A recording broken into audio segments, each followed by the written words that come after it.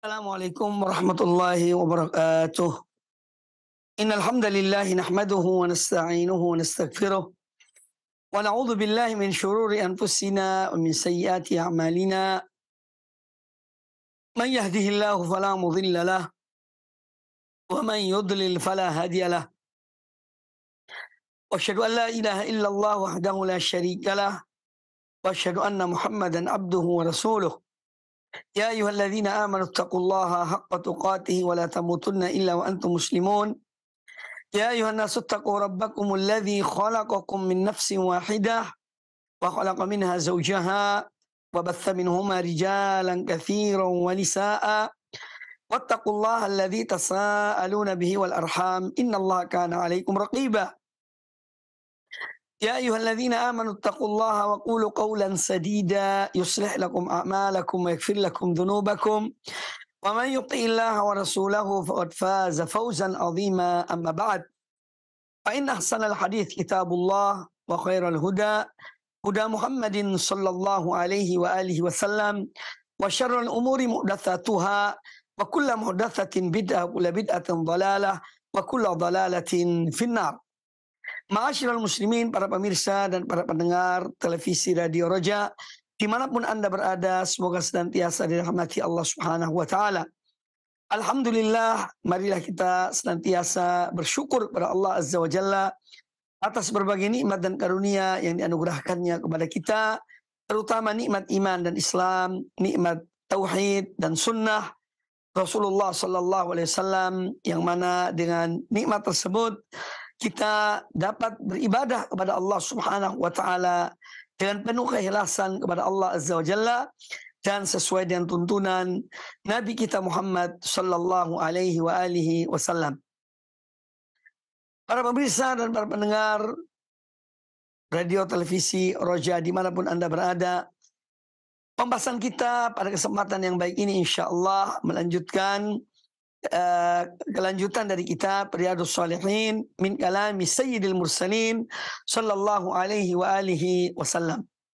Dan kita akan memasuki bab yang baru, yaitu babu karamatil awliya'i wa fadluhum, ya, wa babu fadlihim. Babu karamatil awliya'i wa fadlihim.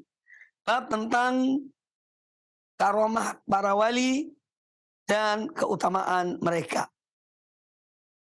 Tentang masalah karamah, ya, atau keramat, ya, dalam bahasa keseharian kita di masyarakat kita dikenal dengan keramat, yang dari asal kata bahasa Arab itu al-karamah.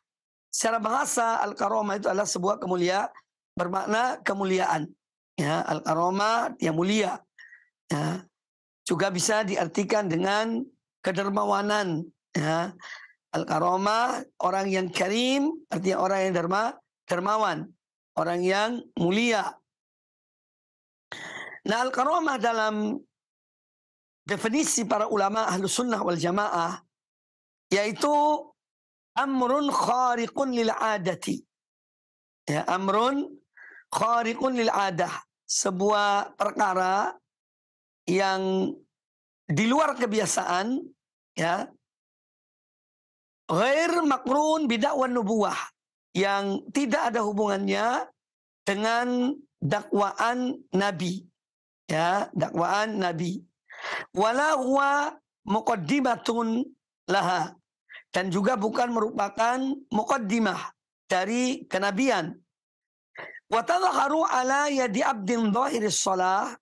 Karamah ini tampak pada seorang yang sangat jelas dia sebagai seorang yang saleh, multazimun bimutaba'ati nabiyyin, yang dia senantiasa mengikuti Nabi, kullifa bi syariatihi, dia dibebankan untuk mengikuti syariat Nabi tersebut, mashubun bi sahil i'tiqad wal amal salih. Orang ini senantiasa mengikuti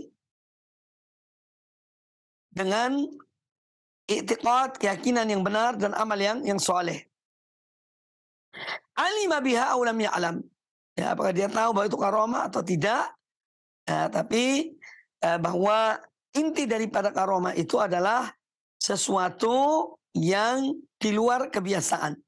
Ya, amrun khariqun lil adah tadhharu ala yadi as-salihin. Ya, dia tampak pada orang-orang yang soleh, orang-orang yang baik, ya, orang-orang yang taat pada Allah, dan taat pada Rasulnya. Itulah karomah. Nah, oleh karena itu karomah ini hanya diberikan kepada para atau orang-orang yang betul-betul soleh, yang taat pada Allah dan Rasulnya Sallallahu Alaihi Wasallam.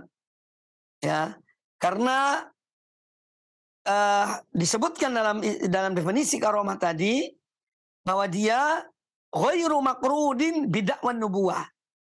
Ya, tidak ada hubungannya dengan dakwaan kenabian.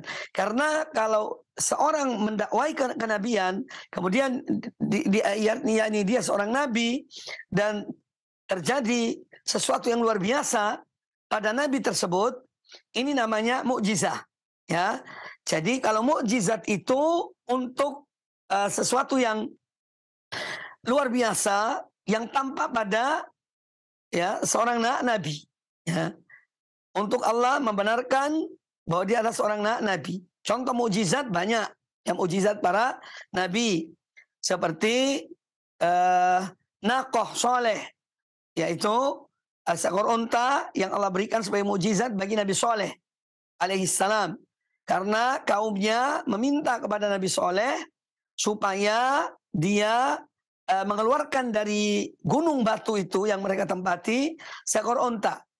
Ya, kemudian Nabi Soleh minta pada Allah Ta'ala dan Allah kabulkan. Allah tunjukkan mukjizat yang membuktikan kebenaran Nabi Soleh. Demikian pula mukjizat yang lain misalnya yang terjadi pada Nabi Musa alaihissalam, yaitu tongkatnya ya bisa membelah laut misalnya. Kemudian juga nabi-nabi yang lainnya. Jadi kalau mukjizat itu ya sesuatu yang luar biasa ya yang terjadi pada para nabi. Ini mukjizat. Kemudian yang kedua, di bawah mukjizat adalah karomah. Ini hal juga yang luar biasa, tetapi bukan pada orang yang mengaku nabi. Tapi dia terjadi pada seorang yang soleh, seorang mukmin yang taat, yang soleh, ya. Ini tampak pada mereka karomah. Jadi karomah di bawah dari mukjizat. Kemudian ada juga hal-hal yang dari syaitan. Ya, ini juga perlu dijelaskan. Yaitu apa yang tampak pada misalnya tukang sihir atau dukun atau yang lainnya dari hal-hal yang luar biasa. Ya. Dan itu dari syaitan. Dikira oleh manusia itu adalah karomah misalnya. Padahal itu dari jin atau dari syaitan. Ya, atau itu merupakan pertolongan dari syaitan atau jin. Nah ini juga sama-sama luar biasa. Maka ada tiga hal. Pertama mukjizat tampak pada para nabi. Ya. Kemudian karomah kepada para wali. Kemudian ada yaitu hal-hal yang luar biasa yang tampak pada tukang sihir misalnya atau dukun ya atau yang semisal dengannya, yang ini dari syaitan. Ya, dari syaitan. Nah, orang yang berilmu akan bisa membedakannya. Nah, di sini pentingnya ilmu. Sehingga kita tidak dengan mudah tatkala melihat ada hal-hal yang luar biasa dilakukan oleh seseorang, kemudian kita menganggap bahwa itu adalah karomah. Padahal itu sihir atau pedukunan atau yang sejenisnya. Ya, dari bantuan syaitan. Ya, dari bantuan syaitan. Nah, kita ini bicara tentang karomah. Karomah ini adalah terjadi pada atau Allah tampakkan karomah ini kepada para wali-wali Allah. Ya, siapakah wali-wali Allah itu? Ya, wali-wali Allah itu disebutkan oleh para ulama adalah huwa al-alimu billah, orang yang betul-betul mengetahui tentang Allah, al-amil bi taatillah, orang yang mengerjakan mengamalkan ketaatan kepada Allah, al-muwadhib ala ibadatihi, orang yang terus-menerus beribadah kepada Allah Subhanahu wa taala, al-mujtanib lil ma'asi, yang dia selalu menjauhi perbuatan-perbuatan maksiat, al-mu'rid anil ishtighal wal inhimak fil maladzat wasyahwat. Dan wali ini adalah seorang yang juga dia tidak menyibukkan dengan hal-hal bersifat kelezatan duniawi, syahwat-syahwat duniawi, ya. Dan seorang wali adalah seorang yang sahihul i'tiqad, seorang yang dia adalah akidahnya adalah benar, ya, akidah benar, dia beriman pada Allah dan Rasulnya. Ya, dia beriman kepada Allah dan Rasulnya, dan dia beriman kepada apa-apa yang menjadi kewajiban baginya dalam hal-hal yang berkaitan dengan akidah. Maka wali itu adalah suatu kaum, ya, tawallallahu hidayatahum bil hujjati wal burhan. Jadi wali itu adalah suatu kaum, orang-orang yang mereka itu Allah yang memberikan hidayah pada mereka. Allah memberikan petunjuk pada mereka. Allah berikan pada mereka hujjah, burhan, ya. Dan mereka adalah orang-orang yang tawallau al-qiyam bihaqqil ubudiyati. Dan mereka betul-betul melaksanakan peribadatan kepada Allah Azza wa Jalla. Mereka tidak menyekutukan Allah dan suatu apapun, ya. Dan mereka senantiasa berdakwah, menyeru manusia kepada Allah Subhanahu wa taala. Ini diantara definisi sebagian ulama tentang wali. Dan disebutkan oleh Al-Quranul Karim, ya, disebutkan oleh Al-Quranul Karim, yaitu tentang siapa sebenarnya wali itu, ya, disebutkan dalam surat Yunus ayat yang ke-62 dan ayat yang ke-63. Ya, Allah menyebutkan tentang siapa sebenarnya wali Allah itu. Dan ini yang harus dipahami oleh kaum muslimin. Jangan sampai kita ini terkecoh, tertipu, ya, oleh orang-orang yang mengaku dirinya wali atau mendakwakan seorang lain sebagai wali, padahal dia itu bukan wali, padahal dia itu dukun, padahal dia tukang sihir. Ya, maka harus kita betul-betul mengetahui tentang hal ini. Di dalam surat Yunus ayat 62 dan 63, Allah Ta'ala berfirman, ala inna awliya Allahi la khawfun alaihim wa lahum yahzanun.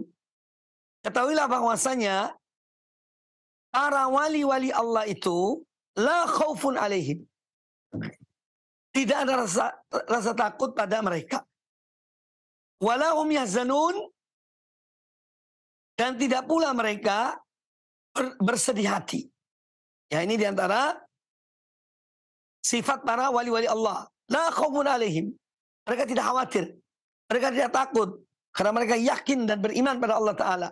Walahum yahzanun, dan mereka tidak pula bersedih hati. Siapa mereka itu? Kata Allah Ta'ala pada lanjutan ayat ini, ayat ke-63, alladzina amanu wa kanu yattaqun. Para wali itu adalah orang-orang yang mereka itu beriman dan mereka bertakwa kepada Allah Ta'ala.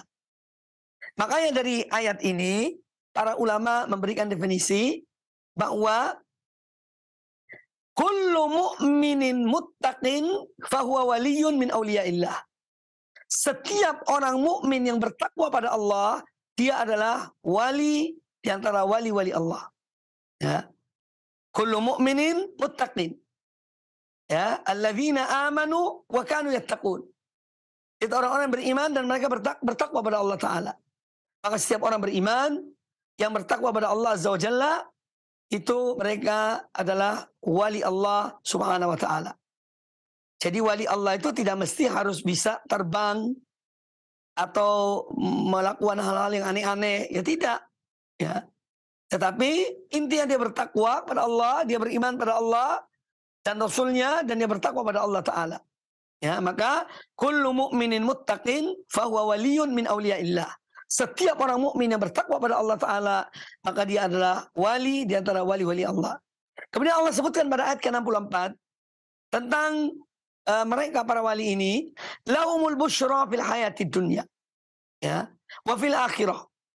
Mereka adalah orang-orang yang mendapatkan berita gembira di dunia ini dan di akhirat kelak.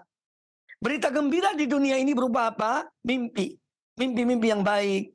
Ya, yang dilihat oleh seorang mukmin yang bertakwa pada Allah Ta'ala.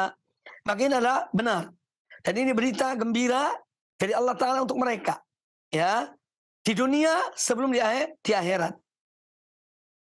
Ini tentang dalil yang pertama, atau tentang siapa wali Allah tersebut. Ya, jadi tidak sembarang kita menyebut bahwa fulan ini wali. Ya, kadang-kadang naudzubillah min dzalik, ada orang gila dibilang wali, ya. Ada orang gila, telanjang, dibilang orang ini wali. Ya, ini menunjukkan pemahaman yang sangat jauh dari tuntunan Al-Qur'an dan sunnah Rasulullah sallallahu alaihi wasallam. Tentang karomatul aulia, ya, tentang karomah para wali dalam bab yang dibahas oleh Imam Nawawi rahimahullah taala ini, tadi dalil yang pertama dari surat Yunus ayat yang ke-62 dan 63.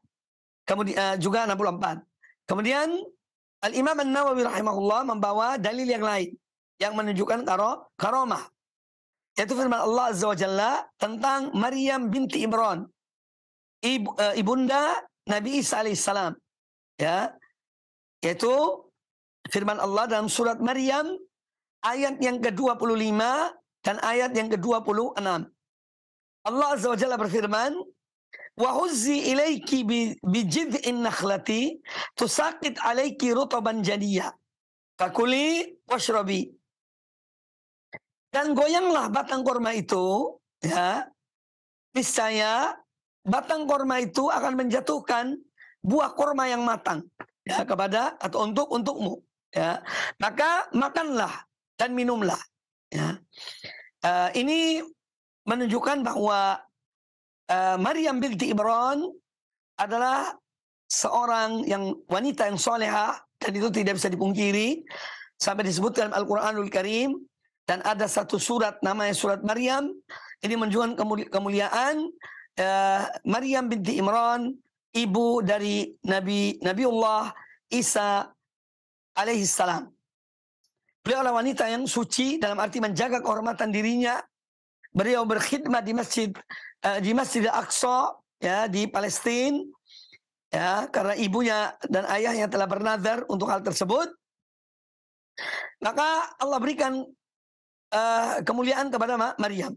Nah, Maryam binti Imran ketika beliau mengandung Isa bin Maryam, dan ketika itu akan datangnya saat untuk melahirkan, maka beliau diperintahkan pergi satu tempat di sebelah timur, ya.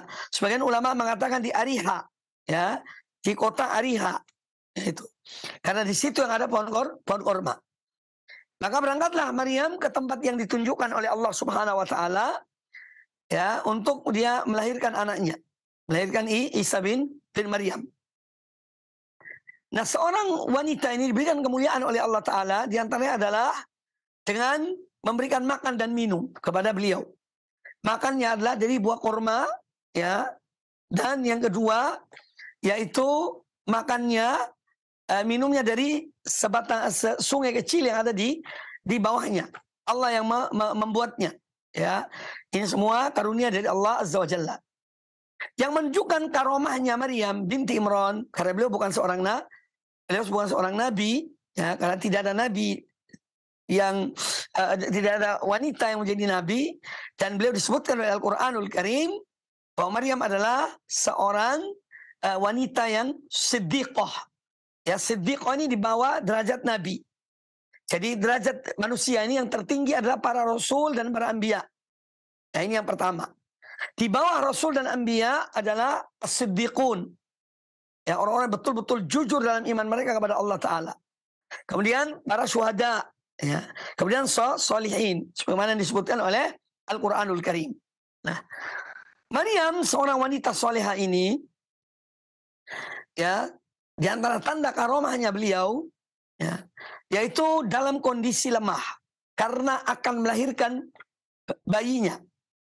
Itu Allah menyuruh beliau, ya, yang tidak punya kekuatan untuk menggoyang pohon korma itu. Dan setiap orang yang pernah melihat pohon korma, dia akan tahu betapa kuatnya dan kokohnya pohon korma itu.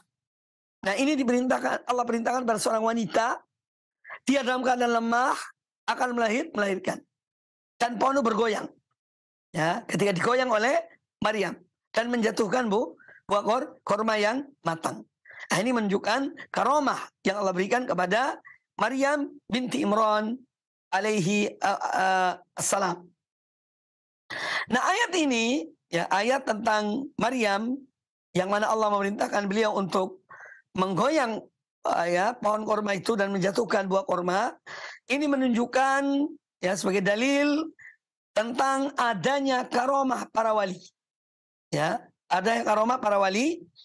Dan Maryam di antara wali-wali Allah Subhanahu wa taala karena beliau bukan nabi, dan ini disebutkan di dalam Al-Qur'anul Karim. Ya, bahwa Maryam bukanlah seorang nabi, tapi dia adalah seorang siddiqah. Ya, wa kanat ummuhu siddiqah, dan adalah ibunya, ibu Nabi Isa, seorang wanita yang siddiqah. Jadi ayat ini menunjukkan tentang adanya karomah para wali. Kemudian yang kedua, ayat di atas ini juga memberikan pelajaran kepada kita. Ya, ini juga berita gembira ya bagi para wanita yang belum tahu bahwa makanan terbaik ya bagi ibu yang hamil dan melahirkan adalah kurma. Makanan terbaik bagi ibu hamil dan akan melahirkan atau yang melahirkan ini adalah kurma. Ya, apalagi kurma yang masih yang matang, ya. Kurma yang matang atau yang disebut dengan rutab. Ya, bukan yang sudah kering. Tapi kalaupun tidak ada yang rutab atau yang masih basah, boleh juga kurma yang kering. Kemudian ayat berikutnya yang disebutkan oleh Al-Imam An-Nawawi rahimahullah ta'ala tentang karomah para wali adalah juga masih seputar Maryam binti Imran. Maryam binti Imran alaihissalam. Allah Ta'ala berfirman, "Kullama dakhala 'alaiha Zakaria al-mihraba wajada indaha rizqan." Ya, setiap kali Zakaria melihat atau masuk melihat Maryam dalam yang dia ketika sedang beribadah di tempat ibadah beliau, maka Nabiullah Zakaria alaihissalam menjumpai bahwa Maryam ini mendapat rezeki. Ya. Maka Nabi Zakaria heran melihat kok ada buah-buahan, ya, yang mana buah-buahan ini bukan di musim panas, ya. Sebetulnya buah-buahan ini di musim dingin, tapi kok bisa ada di tempatnya Maryam, atau sebaliknya buah-buahan musim dingin tapi ada di musim panas. Sehingga Zakaria pun mengatakan, "Qala ya Maryamu, anna laki hadza?" Nabi Zakaria berkata, "Wahai Maryam, dari mana kamu dapat buah-buahan ini? Yang ini rezeki ini?" Qalat wa min indillah. Kata Maryam, ya, bahwa ini adalah dari sisi Allah. Innallaha yarzuqu man yasha'u bighairi hisab. Sesungguhnya Allah memberikan rezeki kepada siapa yang dikehendakinya tanpa hisab. Nah, ini juga sebagai bukti karomah, yaitu karomat dari Maryam binti Imran, yang mana disebutkan oleh para ulama bahwasanya beliau mendapatkan buah-buahan yang diberikan oleh Allah, buah-buahan di musim dingin, ya, buah-buahan yang semestinya ada di musim dingin tapi diberikan di musim panas. Kemudian juga buah-buahan di musim panas diberikan kepada Maryam di musim dingin. Maka dari itu Zakaria alaihissalam merasa terheran, kok bisa ada buah-buahan ini? Ya bukan pada saatnya, bukan pada waktunya. Ya, makanya beliau bertanya kepada Maryam. Dan Maryam menjawab bahwa itu dari sisi Allah Subhanahu wa taala. Nah, ini menunjukkan bahwa Maryam binti Imran adalah salah seorang waliyah min auliyaillah, salah seorang wali di antara wali-wali Allah, dan dia diberikan karomah oleh Allah Ta'ala dengan apa yang disebutkan tadi dalam ayat-ayat ini. Jadi ini menunjukkan bahwa betul karamah aulia itu ada. Karomat para wali itu, wali-wali Allah yang benar wali, itu adalah satu anugerah dari Allah kepada para wali tersebut. Kemudian dalil yang ketiga yang dibawakan oleh Imam An-Nawawi rahimahullah ta'ala dari Al-Quranul Karim adalah kisah tentang Ashabul Kahfi. Ya, para pemuda yang mereka menempati, mereka lari dari kaum mereka yang menyembah selain Allah, dan mereka ingin untuk menjauhkan diri karena mereka ingin beribadah pada Allah, maka mereka pergi, ya, pergi kemudian masuk ke dalam suatu gua, dan suratnya pun ada dalam Al-Quranul Karim, surat Al-Kahfi, ya, surat Al-Kahfi. Allah Ta'ala berfirman, wa idh tazaltumuhum wa ma ya'buduna illallah fa'mu ilal kahfi yanshur lakum rabbukum min rahmatihi wa yuhayyi lakum min amrikum mirfaqa wa tara syamsa idza tala'at tazawaru an kahfihim dzatal yamin wa idza gharabat taqriduhum dzata shimal. Ini disebutkan dalam surat Al-Kahfi ayat yang ke-16 dan ayat yang ke-17. Allah Ta'ala berfirman,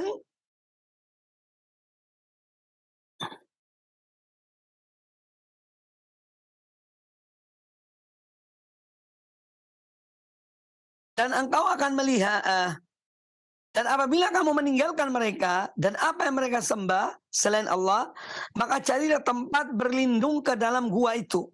Ini semacam ilham dari Allah Ta'ala, atau seorang yang mengatakan pada mereka, para pemuda itu, untuk mencari tempat mereka berlindung, ya, agar mereka tidak menyembah berhala atau menyekutukan Allah sebagaimana diinstruksikan oleh seorang raja di saat itu, ya.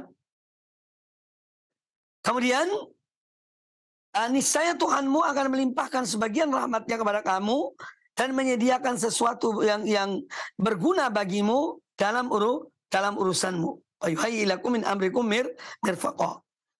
Kemudian pada ayat berikutnya Allah Ta'ala berfirman, ya, tentang mereka Ashabul Kahfi itu. Dan engkau akan melihat matahari ketika terbit condong dari gua mereka ke sebelah kanan. Ketika matahari terbit, condong dari gua mereka ke sebelah condong ke kanan. Dan apabila matahari itu terbenam, menjauhi mereka ke sebelah kiri, sedang mereka berada dalam tempat yang luas di dalam gua itu. Itulah sebagian dari tanda-tanda kebesaran Allah. Barang siapa diberi petunjuk oleh Allah, maka dialah yang mendapatkan petunjuk, dan barang siapa yang disesatkan oleh Allah, maka dia tidak seorang pun penolong yang dapat memberikan petunjuk kepadanya. Nah, jadi intinya bahwa kisah tentang Ashabul Kahfi juga merupakan salah satu di antara tanda-tanda adanya karomah, ya, kemuliaan yang Allah berikan kepada hamba-hambanya yang beriman kepada Allah dan taat kepada Allah Subhanahu wa Ta'ala. Nah, di antara pelajaran yang diambil dari kisah Ashabul Kahfi itu, dari ayat yang kita bacakan tadi, adalah bolehnya al-uzlah. Apa itu uzlah? Uzlah itu seorang menjauhkan dirinya, ya, dari suatu masyarakat misalnya, karena di sana telah terjadi berbagai macam cobaan, godaan, fitnahan, ya. Orang terjerumus dalam kemaksiatan, dalam perbuatan dosa, kesyirikan dan lain sebagainya, maka seseorang ingin dia tuh menjauhi mereka, supaya dia tidak terjerumus dalam apa yang mereka lakukan, baik itu kesyirikan, kemaksiatan atau yang lainnya. Maka dia kemudian uzlah, pergi ke suatu tempat, dia hidup di tempat itu, dia makan minum seadanya, ya. Ini namanya uzlah. Jadi di dalam suatu kondisi tertentu, maka dibolehkan uzlah. Kemudian juga disebutkan di dalam pelajaran diambil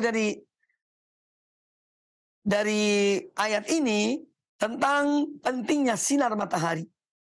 Karena mereka para Ashabul Kahfi ini, ya, mereka berada dalam sebuah gua, Di situ tetap ada lubang ya dari atas yang masuk cahaya sinar matahari kepada mereka.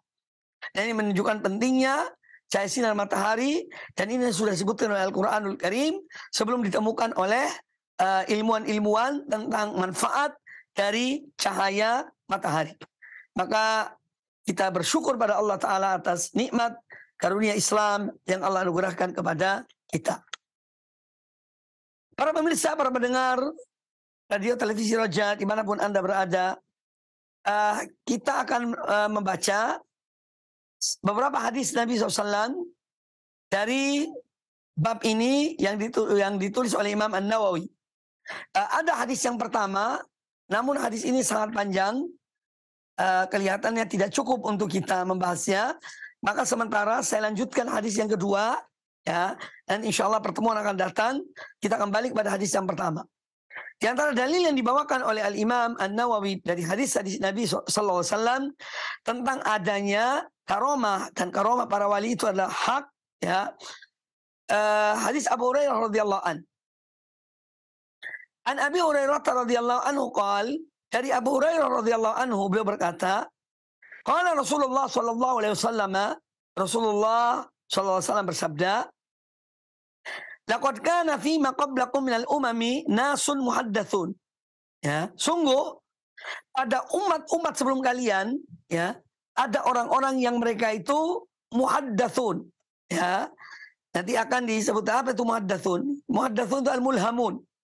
Jadi orang-orang yang Allah beri ilham pada mereka. Allah mengilhami mereka sesuatu. Ya. Muhaddatsun. Lalu kata Nabi SAW,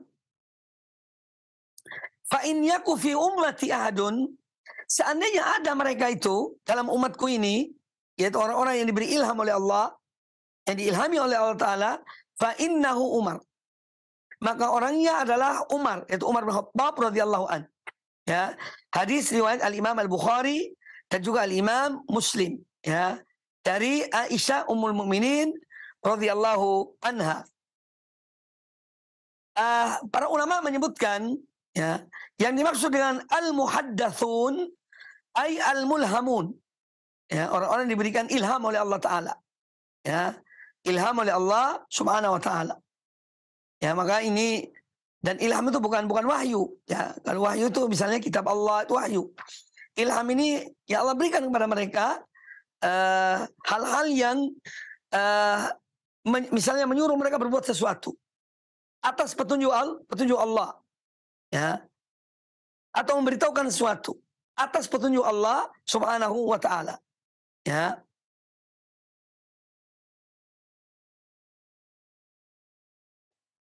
Di antara disebutkan oleh para ulama tentang orang yang disebut muhaddats itu adalah orang-orang yang apabila mereka berkata, ya, itu perkataan mereka benar, ya, perkataan mereka benar dan itu akan terjadi, ya. Tapi mereka bukan nabi, mereka bukan nabi, dan mereka juga bukan peramal atau tukang ramal. Ya, dan mereka betul-betul orang yang diilhami oleh Allah Subhanahu wa Ta'ala, ya, oleh Allah Subhanahu wa Ta'ala. Dan tentang ilham ini sebagaimana dikatakan oleh Imam Ibnu Qayyim rahimahullah taala, yaitu amun lil mu'minin bihasabi imanihim. Ini juga Allah berikan kepada orang-orang beriman sesuai dengan iman mereka, ya. Fa kullu mu'minin faqad alhamahullahu rusydahu. Maka setiap orang beriman pada Allah Ta'ala, Allah memberikan ilham kepada petunjuk kepada orang tersebut, ya. Alladzi hasala lahu bi al-iman. Yang dengan ilham dari Allah itu, maka dia beriman kepada Allah dan beriman kepada apa yang wajib diimani olehnya. Kemudian Nabi SAW menyebutkan, kalau seandainya ada, ya, orang yang mulhamun, yang diberikan ilham oleh Allah Ta'ala, maka kalau terada in yakun fi hadhil ummah ahadun fa Umar, seandainya ada dalam umat ini, maka dia adalah Umar bin Khattab radhiyallahu taala anhu.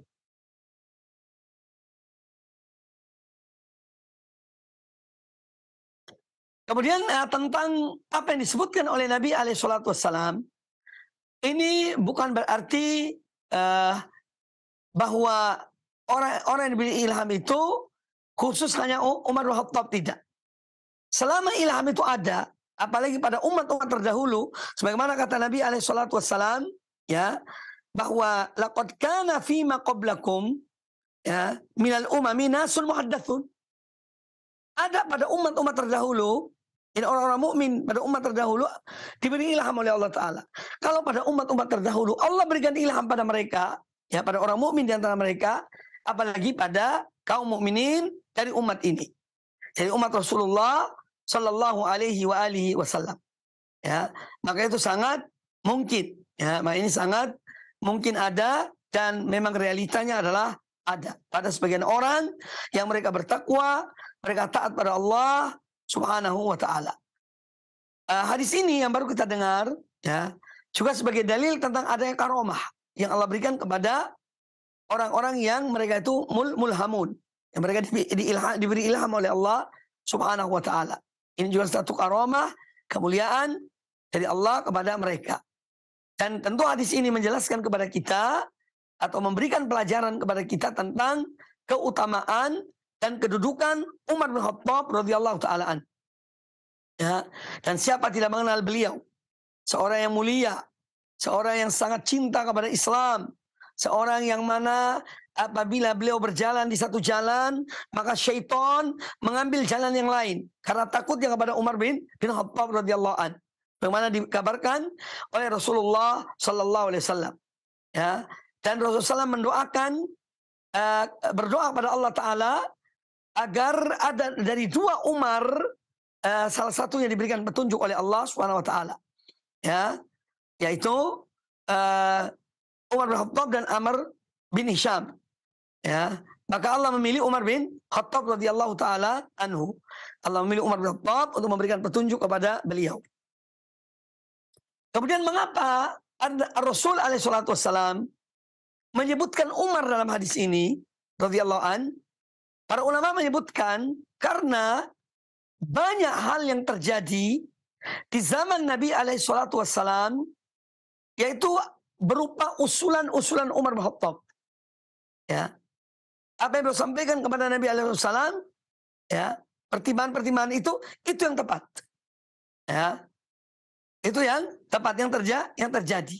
Ya, Al-Quran turun beberapa ayat sesuai dengan apa yang disampaikan atau diusulkan oleh Umar bin Khattab radhiyallahu an. Ya, jadi beliau banyak mendapatkan muwafaqat, ya, bertepatan dengan apa yang beliau sampaikan. Allah turunkan ayat. Nah, ini menunjukkan keutamaan beliau radhiyallahu anhu. Kemudian juga disebutkan bahwa demikian pula setelah wafatnya Nabi alaihissalatu wassalam, ada hal-hal yang terjadi atas apa yang disampaikan oleh Umar bin Khattab radhiyallahu an. Ya, makanya benar apa yang disabdakan oleh Nabi alaihissalatu wassalam, bahwa apabila ada orang-orang yang diberi ilham oleh Allah Ta'ala, maka Umar lah. Ya, ini karena banyak terjadi di zaman beliau. Ya. Kemudian juga hadis ini memberikan pelajaran kepada kita tentang keutamaan umat Rasulullah Sallallahu Alaihi Wasallam. Umat ini memiliki keutamaan, ya, dibandingkan dengan yang lainnya, dan harus kita yakini hal itu. Ini masalah akidah. Allah Ta'ala mengatakan kuntum khairu ummatin ukhrijat linnas. Kalian umat yang terbaik yang dimunculkan pada manusia. Meskipun sebagian ulama mengatakan kalian di sini adalah para sahabat. Ya, tapi tidak menghalangi bahwa ayat ini juga untuk umat secara menyeluruh. Umat secara menyeluruh. Yang menunjukkan mereka adalah sebaik-baik umat yang Allah munculkan kepada manusia. Kemudian juga bahwa hadis ini adalah memberikan pelajaran kepada kita tentang berita gembira dari Nabi alaihissalatu wassalam. Ketika beliau menyampaikan bahwa akan ada di antara umat ini, kalaupun ada dia adalah Umar, ini adalah satu kabar dari beliau alaihissalatu wassalam, dan memberikan pelajaran kepada kita tentang anugerah yang Allah berikan juga kepada orang-orang beriman ya dari umat-umat para rasul yang terdahulu. Allah pun memuliakan mereka. Ya, karena memang orang beriman mulia kapan dan dimanapun mereka berada. Ya, adalah orang-orang yang mulia karena keimanan mereka, karena kesolehan mereka, karena ketaatan mereka. Maka mereka mulia di sisi Allah Subhanahu wa ta'ala. Kemudian di antara dalil yang lain atau hadis yang lain yang menunjukkan karomah, ya, kemuliaan yang Allah berikan kepada hamba-hamba yang soleh, wali-wali Allah Subhanahu wa ta'ala. Kata Imam An-Nawawi rahimahullah ta'ala, wa an Jabir bin Samurah radhiyallahu anhuma, dari Jabir bin Samurah radhiyallahu anhuma, beliau berkata, syaka ahlul Kufati Sa'dan, bahwa penduduk Kufah, ya, salah satu kota yang ada di Irak, bahwa penduduk Kufah itu pernah mengeluh ya tentang Sa'ad, yaitu Sa'ad bin Abi Waqqas radhiyallahu an. Karena Sa'ad bin Abi Waqqas radhiyallahu an pernah menjadi gubernur di Irak ketika itu. Nah, penduduk Kufah ini mereka mengadu tentang Sa'ad bin Abi Waqqas ila Umar bin Khattab radhiyallahu an, kepada Umar bin Khattab radhiyallahu an. Mereka mengadu sesuatu kepada Umar bin Khattab radhiyallahu an. Fa'azalahu wasta'mala alaihim Ammar. Maka Umar bin Khattab radhiyallahu an mencopot Sa'ad bin Abi Waqqas dari seorang gubernur di Irak itu. Dicopot oleh Umar bin Khattab. Wasta'mala alaihim Ammar. Dan beliau menjadikan Ammar sebagai gubernur di Kufah atau di Irak. Fasyakau hatta dzakaru annahu la yuhsinu yusalli. Di antara aduan mereka tentang Sa'ad bin Abi Waqqas yang mereka adukan pada Umar bin Khattab, kata mereka bahwa Sa'ad bin Abi Waqqas itu kalau sholat dia tidak kurang bagus sholatnya. La yuhsinu yusalli. Ya. Fasyakau, mereka mengadu kepada Umar bin Khattab hatta dzakaru annahu la yuhsinu yusalli. Sampai mereka menyebutkan ya kalau sholat dia tidak kurang bagus kalau sholat. Fa arsala ilaihi, maka Umar bin Khattab radhiyallahu an mengutus seseorang kepada Sa'ad bin Abi Waqqas. Faqala ya Aba Ishaq, wahai Abu Ishaq. Abu Ishaq ini nama panggilan dari Sa'ad bin Abi Waqqas. Wahai Abu Ishaq, inna haula'i yaz'umuna annaka la tuhsinu tusalli. Wahai Abu Ishaq, sesungguhnya orang-orang yang mengadu tentang kamu itu, mereka mengatakan kamu kalau sholat itu kurang bagus sholatnya. Ya. Mereka mengatakan demikian. Faqal, maka Sa'ad bin Abi Waqqas berkata, amma ana wallahi, adapun aku demi Allah, kata Sa'ad, fa inni kuntu usalli bihim salata Rasulillah sallallahu alaihi wasallam. Sesungguhnya aku sholat, memimpin sholat pada mereka ini dengan sholatnya Rasulullah sallallahu alaihi wasallam. Jadi aku mengikuti tuntunan Rasulullah SAW dalam sholat beliau. Ya, la akhrimu ala anha usalli salat al-isya. Fa arkudu fi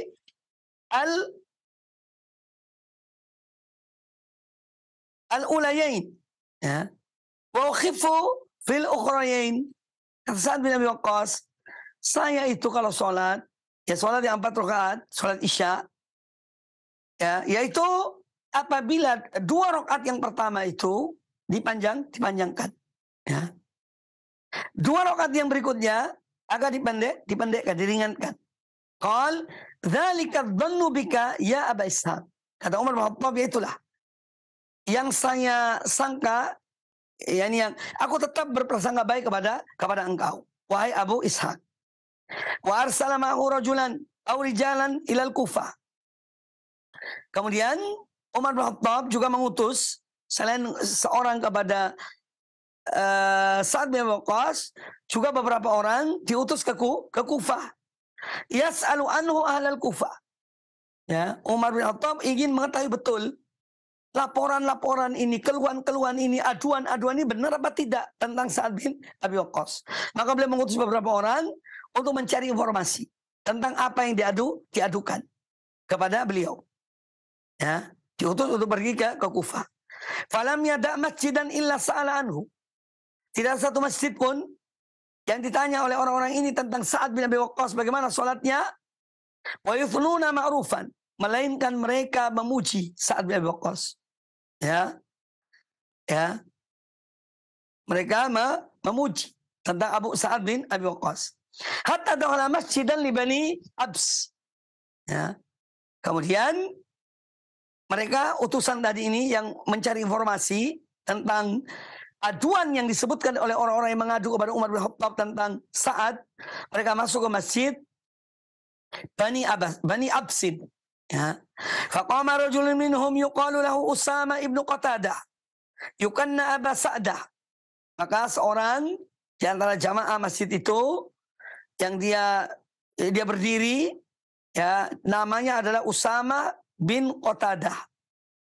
Nama panggilannya Abu Sa'dah. Ya. Faqal ama idna syattana fa inna Sa'dan kana la yasiru bisariyati.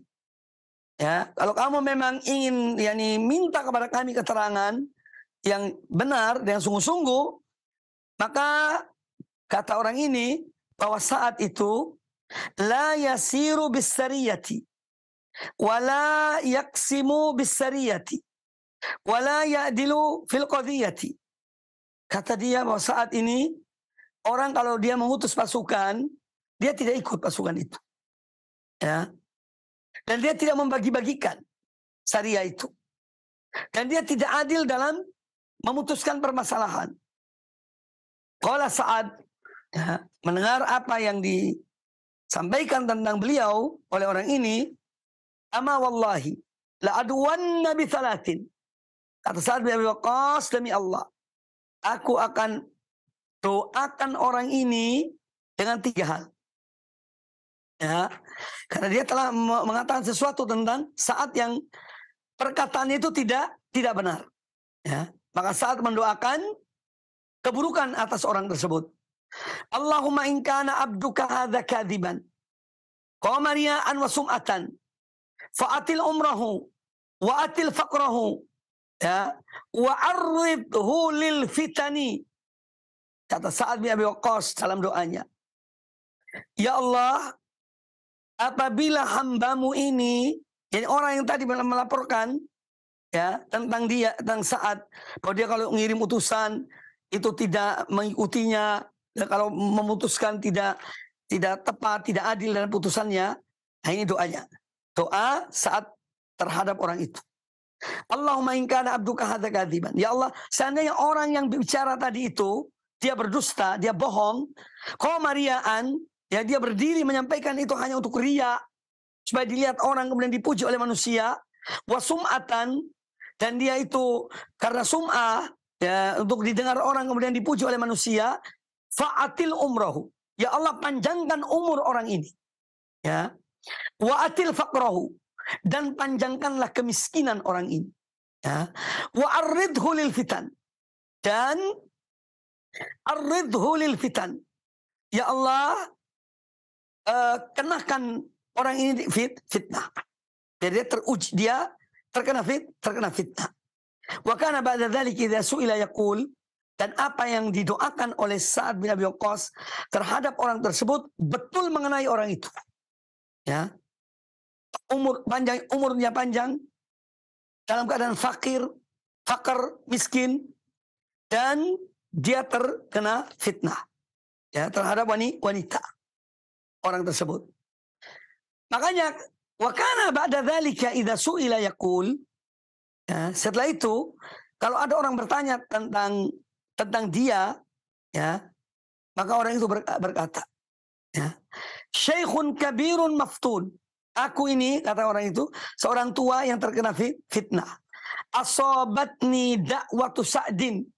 aku terkena doanya Sa'ad bin Abi Waqqas.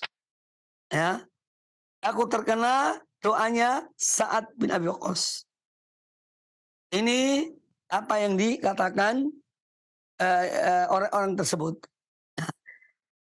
Kejadian ini atau hadis ini ya dibawakan oleh An-Nawawi rahimahullah dalam bab tentang karomah aulia, karomat para wali, menunjukkan bahwa doa seorang yang taat pada Allah, orang mukmin seperti Sa'ad bin Abi Waqqas, seorang sahabat yang mulia, salah satu yang dijamin masuk surga oleh Nabi SAW, ya, dari 10 orang, salah satunya Sa'ad bin Abi Waqqas, ya, bahwa doanya terkabul. Ini juga salah satu pertanda bahwa orang itu mendapatkan karomah dari Allah Subhanahu wa taala. Nah, apa yang kita dengar ini, ya, apa yang kita dengar ini adalah banyak memberikan pelajaran ya, tentang bagaimana masa kekuasaan para khulafa ar-rasyidun, khususnya di zaman Umar bin Khattab radhiyallahu taala anhu. Ya, di antara pelajaran yang diambil adalah bahwa seorang penguasa itu mendengar aduan-aduan rakyat, ya, aduan-aduan rakyat, ya. Karena ini kewajiban para pemimpin. Jangan membiarkan aduan-aduan itu tidak digubris, ya. Tapi hendaknya diperhatikan, diselidiki benar atau tidak pengaduan-pengaduan tersebut. Ya, karena memang di antara aduan dari rakyat pada umumnya, ya, terkadang ada yang benar, ada yang tidak benar. Ya. Ini tugas penguasa.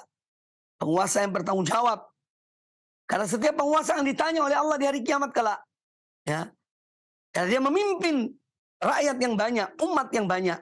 Maka tanggung jawabnya pun besar di sisi Allah Subhanahu wa ta'ala. Kemudian yang kedua, bahwa seorang penguasa, bagaimana dicontohkan dalam kisah ini, ketika dia mendengar pengaduan itu, dia silahkan menerima aduan itu, tetapi juga dia harus ya meng-cross check tentang aduan tersebut. Apakah aduan itu benar atau tidak? Jangan langsung menerima. Jangan langsung menerima.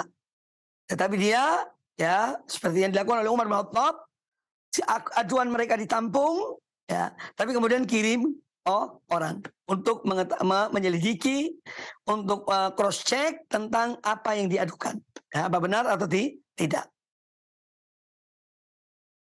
Kemudian ketika seorang pemimpin dia melakukan cross check, ya, baik terhadap pekerjaan, tugas, tanggung jawab seorang gubernur misalnya, atau bawahannya, kemudian dia meng-cross check, ini bukan berarti ya bahwa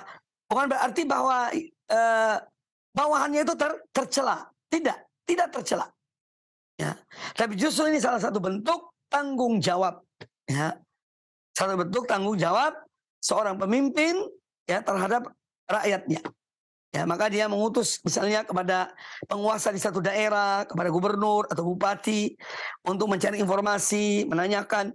Ini bukan berarti kemudian menjadikan mereka yang ditanya itu tercela. Ya, tidak. Kemudian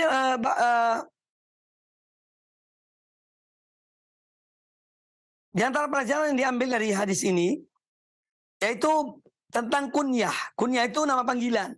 Jadi Sa'ad bin Abi Waqqas nama panggilannya adalah Abu Ishaq, ya, Abu Ishaq. Umar bin Khattab nama panggilannya adalah Abu Hafsin, dan seterusnya. Ini salah satu sunnah, salah satu yang juga dianjurkan seorang mempunyai nama panggilan dengan penyebutan anaknya. Ya, kalaupun dia tidak punya anak, boleh saja, ya, boleh saja. Kemudian dibolehkannya dari hadis ini, yaitu seorang yang terzolimi mendoakan keburukan kepada yang mendolimi. Ya. Jadi pernah ditanya oleh penanya, Jadi ini diantara dalilnya. Sa'ad bin Abi Waqqas mendoakan jelek kepada orang yang mengatakan tentang dirinya. Dan itu tidak benar. Apa yang diomongkan tidak benar. Maka didoakan jelek. Dan ini hal yang dibolehkan. Ya. Jadi hal yang dibolehkan adalah seorang yang terzolimi mendoakan keburukan bagi orang yang mendoliminya. Ya. Mendoakan keburukan bagi orang yang mendoliminya. Kemudian yang berikutnya bahwa hadis ini juga menjelaskan kepada kita tentang doa orang-orang yang terzolimi adalah doa yang makbul. Doa yang dikabulkan oleh Allah Ta'ala. Karena tidak ada pembatas antara doa dengan doa tersebut dan Allah Subhanahu Wa Ta'ala. Ya, apalagi kita melihat misalnya Sa'ad bin Abi Waqqas, ya dia seorang sahabat Nabi, ya seorang yang taat pada Allah dan Rasulnya, wali di antara wali-wali Allah, ya seorang yang mencintai Rasulullah SAW. Ya, banyak sifat-sifat kemuliaan yang dimiliki oleh Sa'ad bin Abi Waqqas dan dia dizalimi oleh orang tersebut. Ya, maka apa yang didoakan oleh Sa'ad bin Abi Waqqas terhadap orang itu betul-betul terkena pada orang tersebut. Maka hati-hati. Jangan kita ini dengan gampang mendolimi seseorang. Ya, karena doa orang yang terzolimi makbul, didengarkan oleh Allah dan dikabulkan oleh Allah Subhanahu Wa Ta'ala. Kemudian hadis ini juga memberikan pelajaran kepada kita tentang karomahnya Sa'ad bin Abi Waqqas. Yang punya karomah. Doanya dikabulkan oleh Allah Subhanahu Wa Ta'ala.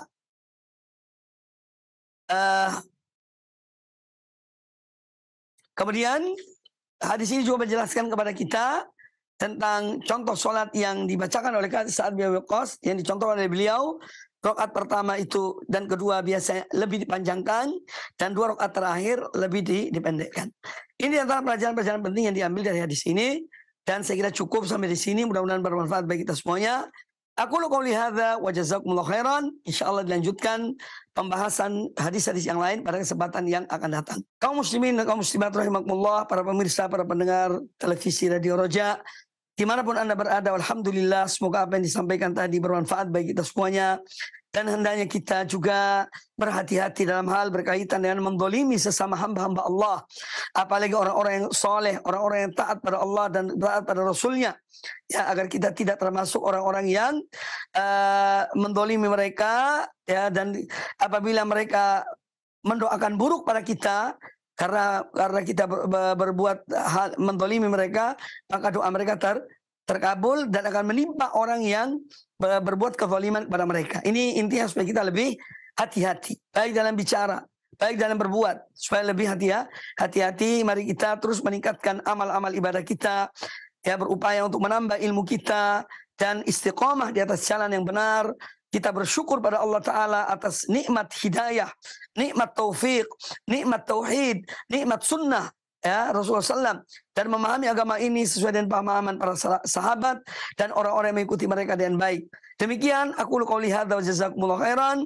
Lebih kurangnya saya mohon maaf. Subhanakallahumma bihamdika asyhadu an la ilaha illa anta astaghfiruka wa atubu ilaik. Wa sallallahu wasallam wa baraka ala nabiyyina wa ala alihi washabihi ajma'in. Tsumma assalamu alaikum warahmatullahi wabarakatuh.